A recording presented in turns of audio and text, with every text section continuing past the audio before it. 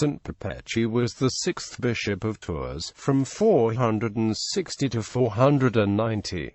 He succeeded his relative, probably an uncle, Eustochius, and was succeeded by another close relative, St. Volusianus.Born of a senatorial family. He became bishop of Tours around 460.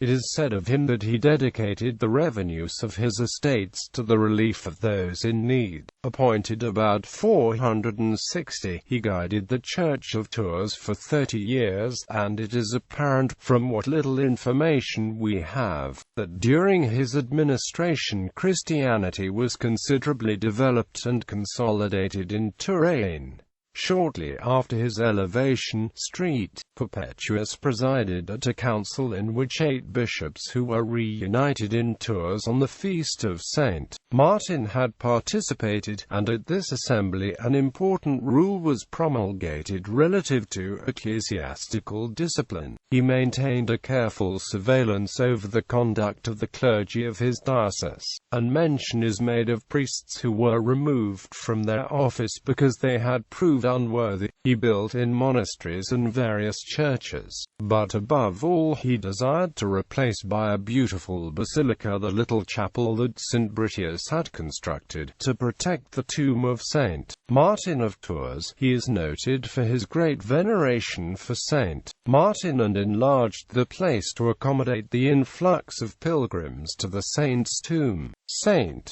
Gregory of Tours states that Perpetuus decreed that all of the members of his diocese should fast on Wednesdays and Fridays, except for a few church festivals.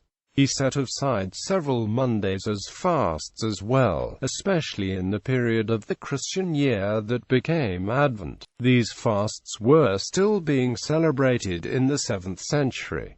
Perpetuus's will. The Will of St. Perpetuus was published for the first time in 1661 by Dom Luc de Cherry in his Spicelegium. This will, an apparent forgery, names the poor as his heirs. You, my dearly beloved brothers, my crown, my joy, that is to say, Christ's poor, needy, beggars, sick, widows, and orphans, you I hereby name and decree to be my heirs. Saint Perpetuus left them all pastures, groves, vineyards, houses, gardens, water mills, gold, silver, and his own clothing.